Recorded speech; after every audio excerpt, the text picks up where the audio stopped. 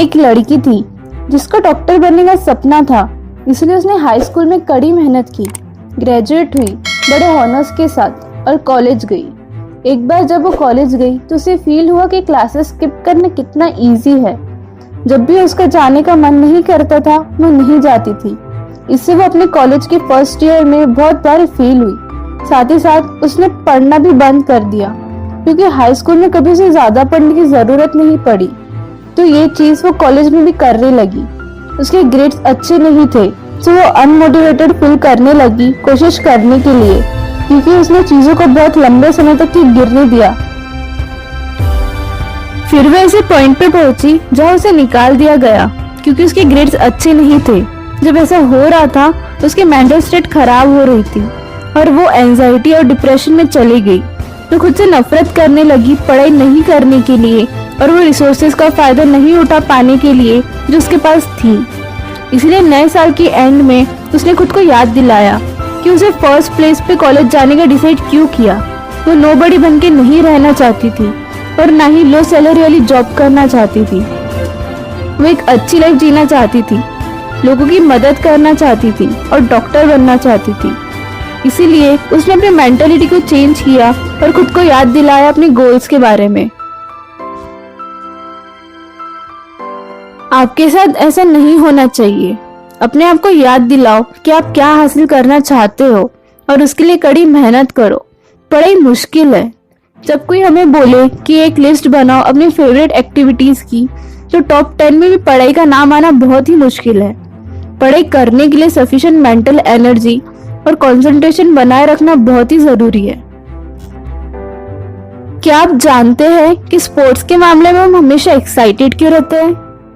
इसका रीजन ये है कि वो सिर्फ एक ही चीज के लिए लड़ते हैं, दैट इज गोल्ड मेडल। अगर गोल्ड नहीं तो वो सिल्वर के लिए लड़ते हैं और अगर सिल्वर नहीं तो वो ब्रॉन्ज के लिए लड़ते हैं। रियलिटी में बस वो एक ही चीज के पीछे दिन रात मेहनत करते हैं बिना कोई दूसरा ऑप्शन रखे। लेकिन पढ़ाई के मामले में हमारे पास हमेशा ऑप्शंस रहते हैं, जैसे कि science, arts, commerce, engineering, medical etcetera. भले ही हमें ये सब ना मिले, आखिरकार अपने पापा की प्रॉपर्टी तो हमें बचा ही लेगी। और ये प्लान बी हमेशा हमारे सपने को बर्बाद कर देता है। क्या होगा अगर आपके पेरेंट्स ने बोला कि आपके पास एक ही चांस है या फिर आप जीरो होंगे? हम हमारी सारी एनर्जीज डालना शुरू कर देते हैं पढ़ाई में। इस दुनिया में दो तरह के लोग होते हैं। पहले, people who had only plan A. वो जितना जल्दी हो अपने गोल्स को अचीव कर लेते हैं। वो भीड़ का पीछा नहीं करते। उन्हें पता है कि वो क्या कर रहे हैं और वो बड़ी फोकस से हर चीज करते हैं। People who always kept plan be ready. वो अपने गोल्स के साथ कॉम्प्रोमाइज करते हैं, भीड़ में छुप जाते हैं, अपने गोल्स अचीव करने के लिए लंबा वक्त लेते हैं। शायद अब आप जान गए हैं कि आप स्टडीज को लेके सीरियस क्यों नहीं हो। प्लान बी रखने का कोई रीजन नहीं है क्योंकि ये आपको अपने प्लान ए से डिस्ट्रैक्ट करता है। सबसे पहली बात आपको ये सोचना चाहिए कि आपके लिए सबसे ज्यादा इम्पोर्टेंट क्या है। क्या इस साल कैट की एग्जाम देना और उसे क्लियर करना है या जो करंट पोजीशन पे आप हो उसी पे रहना है? अगर कैट कहते हो तो आपके पास आपका मोटिवेशन वही है। आपके एंड गोल को माइंड में रखो और शुरू करो। खुद को इमेजिन करो कि आपने अपना गोल अचीव कर लिया जिसके लिए आपने आपको सेट किया है।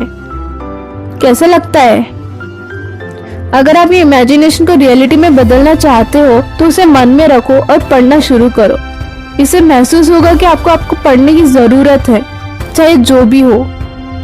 ऑफ कोर्स इसके लिए डिसिप्लिन चाहिए, बहुत सारा स्ट्रगल करना पड़ेगा, लेकिन ये सब एक रीजन के लिए है, आपके फ्यूचर के लिए है। अब बात करते हैं वो स्टेप्स की जो आपको आपकी स्टडीज करने में मदद करेगा। Set yourself one goal one day. Plan करो आपको क्या पढ़ने की जरूरत है और खुद को पूछो आज मैं क्या हासिल कर सकता हूँ या सकती हूँ जो मुझे मेरे एग्जाम्स के लिए सबसे ज्यादा तैयार करने में मदद करेगा। ये बहुत इजी है अगर आपको पता है कि आपको बस बैठने की जरूरत है और उस सब्जेक्ट या उस टॉपिक को खत्म करने की जरूरत है। हालांकि फ्रस्ट्रेटेड नहीं होना है अगर आपसे नहीं हुआ। जितना आपसे इस दिन हुआ उतना करो और कल से फिर से शुरू करो। Remind yourself why you are studying. ये बहुत ही इम्पोर्टेंट है।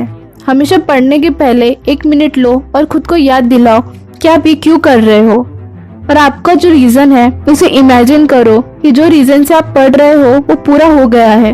आपको अच्छा फील होगा और अच्छे इफेक्ट के लिए उसे कहीं लिख के रखो। इससे आपको मदद मिलेगी स्टडीज करने में, जिससे आप और भी अच्छे से मन लगा के पढ़ोगे। Fake it till you make it. खुद को समझाओ कि जो भी आप पढ़ रहे हो वो कंटेंट इंटरेस्टिंग है, या जो भी आप पढ़ रहे हो वो आपको पढ़ना जरूरी है अभी के लिए या फ्यूचर के लिए। क्या आपने कभी एक डॉग को प्रेज किया वो करने के लिए जो आपने उसे करने के लिए कहा है? ऐसे ही खुद को प्रेज करो और नोटिस करो कि आप कैसे कोई बोरिंग टास्क को इंटरेस्टिंग बना लेते हो। अगर पढ़ना एक नेसेसरी इवेल है तो आप इसे और इंजॉयबल बनाने का दिखावा करो। यह आपको एक फ्रस्ट्रेशन हेडेक से बचाता है। Minimise distraction. ऐसा बिहेवियर आपको और इफिशिएंट बनाने में मदद करेगा। मल्टीटास्किंग नाम की कोई चीज नहीं होती, इसलिए पढ़ाई करते समय ईमेल्स चेक करना, स्क्रॉल करना सोशल मीडिया पे या चैटिंग करना बंद करो। इससे आप लंबे समय तक पढ़ सकते हो या स्मार्टली पढ़ सकते हो। तो ऐसी चीजों को मिनिमाइज करो जो आपको डिस्ट्रैक्ट करती है, और लोगों को ये श्योर कर दो कि वो लोग आपकी पढ़ाई में इंटरप्ट नहीं कर सकते। Reward yourself. जब भी आप कोई टास्क खत्म करोगे तो खुद को आप कोई ऐसी चीज से रिवॉर्ड करो जो आपको पसंद है, जैसे कि अपना FB चेक करना, कोई वीडियो देखना, वॉक लेना, चॉकलेट खाना। पर अगर ये कोई एक्टिविटी है तो उसे 10 मिनट तक की ही रखें। अगर आप बेस्ट बनना चाहते हो, स्मार्ट बनना चाहते हो या बेस्ट ग्रेड्स चाहते हो तो एक बेस्ट प्रोफेशनल की तरह स्टडी करो। ये समझो कि ये सबके लिए आपको पढ़ना बहुत जरूरी है। खुद का बेस्ट वर्जन बनाने की कोशिश करो और उसके लिए आपको आज से पढ़ना शुरू करना जरूरी है।